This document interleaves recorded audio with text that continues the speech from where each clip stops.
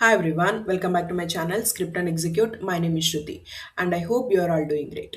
Okay, so in the previous videos, we learned about dynamic tables and dynamic pagination table, and in this video, we are going to learn about form validation. Okay, so we are going to use the same application, that is practice.expandtesting.com. Okay, okay, so first let us understand what is form validation. Okay, so form validation is nothing but checking whether the user has entered the valid and required data into the fields before submitting the form. Okay, so I'll just click on register and I'll validate whether the user has entered the valid or required data into the forms. Okay, so here the required data is for the contact number. It has to be 3 digits, then a hyphen, then 7 digits. Okay, so if I just enter like this, so it will give me error. Okay, so if the data is not valid, the application shows the error, as you can see. Okay, and if everything is correct, it allows the submission and shows the success message. Okay, so this is what form validation. Okay, so in this video we are going to cover two types of testing, that is negative and positive. Okay, so first is the negative scenario. Okay, so in the negative scenario, what we will do is we will not enter any values into the forms. Okay, so directly let us click on this register button and validate the errors. Okay, so here by default it will have some value. Okay, I'll just refresh and I'll show you. In the contact name field we will have, it is, by default it is having some value. So in order to validate the negative scenario, we will remove this and click on register. Okay, okay, and for the positive scenarios, in this case we will enter the valid data into all these fields. Okay, like contact name, contact number, pickup date and payment method. Okay, okay, so then we will click on the register button and validate the success message. Okay, and along with this we are going to learn an important concept in Playwright BDD. Okay, so this is very important, that is how to pass the test data from feature file to step definition file. Okay, I'll repeat once again, how to pass the test data from feature file to step definition file. Okay, so this is new and a very important concept in Playwright BDD. Okay, okay, so first let us go to our feature file. So I've already created the feature file and a corresponding a code for that. Okay, I will just explain this. The feature is ticket registration form. Okay, so there are two scenarios I said I'm going to cover. First is unsuccessful registration with empty form and successful registration. Okay, so given I am on the form validation form. Next is when I clear the name field, because so as I showed you, in order to see the error message for all these fields, there should not be any value. So I just deleted that uh, name field, then click on the register, then I should see all the validation error messages. Okay, then successful registration form is given, I am on the validation page, then enter the name. Okay, so this is what, here I'm passing the test data from feature file to step definition file. Okay, so if you want to pass any data, and the data should be in double quote. Okay, so remember that data should be in double quote and it can be anywhere. Okay, it is not like it has to be at the end. You can keep it anywhere in the line. Okay, then enter the contact number, and as I said, the number should be of this pattern. Then select the pickup date, and date should be of this format, and select the card, then click on register button, then validate the message. Okay, and the message is this one: thank you for validating your ticket. Okay, okay, so first is we need to understand that. Okay, first I remove this value, then we'll click on register. Okay, so I'll just inspect.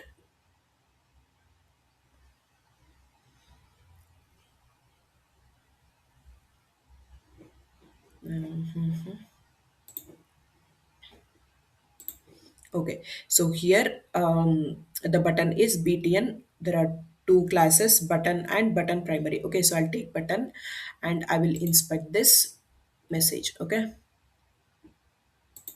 okay, so this is the error message, that is please enter your contact name. Okay, so I will take text is equal to, okay, so I will take the playwright locator, that is text is equal to this one. And for all these things like error contact name and contact name sorry, contact number error, pickup date error, and payment method error, I'll create four variables. And the four variables and the value will be, the locator will be text is equal to this error message. Okay, so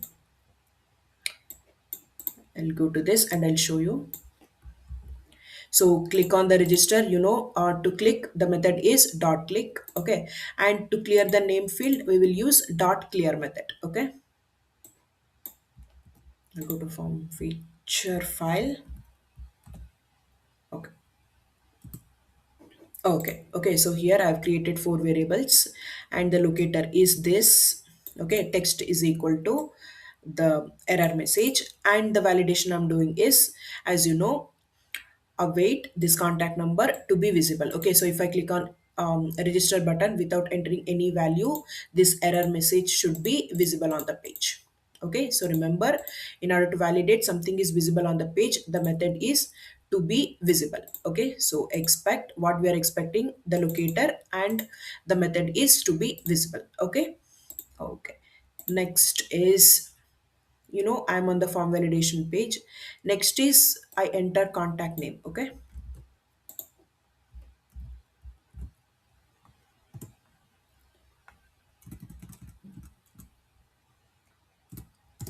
okay, okay, so here this is important. Okay, so here I'm sending the text, that is test data, it is in double quote, and here in the step definition file I'm receiving it as inside the string, curly braces, remember. Okay, so here if I pass inside the double quote, here inside the, the method name is, that value should be inside the curly braces. And in javascript, whatever the test data we pass, it will be considered as string. Okay, whether it is a name, date, or card type, it is all considered as text. Okay, so here I'm taking as string. And since I'm passing this at the runtime, inside the function name I'm passing this as a parameter. Okay, so you know that. So this is the locator and fill. So instead of here hard coding with using double quote, here I'm passing this value from the feature file.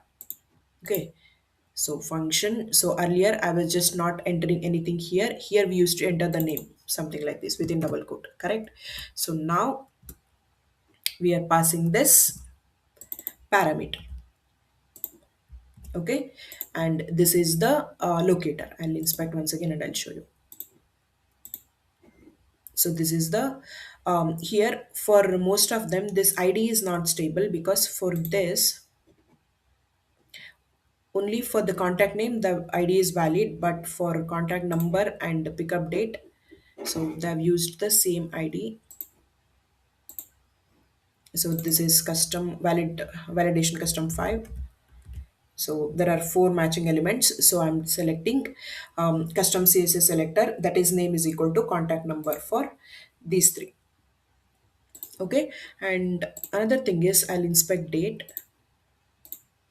and here type is equal to date. Okay, so whenever you see input type is equal to date, the format should be this one. The format should be, I'll go to feature file. Okay, so year, month, and date. Okay, so if you see type is equal to date, the format should be this one. Even though the UI looks like ddmmyy, if we give like this it will not accept. Okay, so it should be year, date, and month. Okay, then I'll enter the proper value.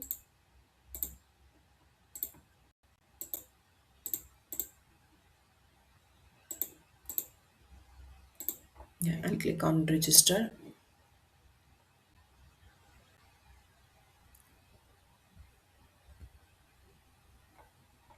Okay, so here we are validating this message. Okay, so thank you for validating your ticket. I'll inspect.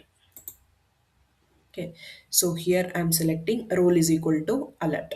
Okay, so this CSS selector I'm selecting. Okay, so I'll just go to this.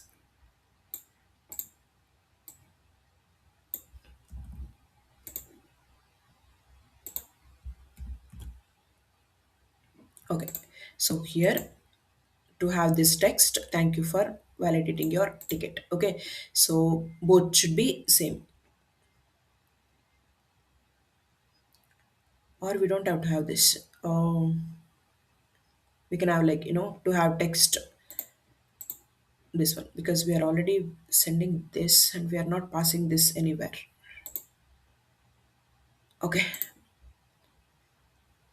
I hope you understood this concept. Okay, so this is the main thing I wanted to focus here, that sending the data from feature file to step definition file. Okay, so in feature file we will send inside the double quote, and in the step definition file, so we will close that inside the curly braces and we'll consider it as a string. Okay, and the data we are passing here, that will be passed inside the function method. Okay, so suppose if you are passing two values here, so inside function here put comma and we are passing that another value. Okay. Okay, I hope you understood this. And if you think you learned something from this video, please do like and subscribe to my channel. Okay. And like one more thing I want to say is this okay if I explain like this? Okay. Like I don't want to type because it is taking time. So instead of, typing everything and explain, I'll keep everything ready and I'll just explain the logic and the code to you. Okay. So just let me know if this is okay. Okay. So once again, thank you so much for watching.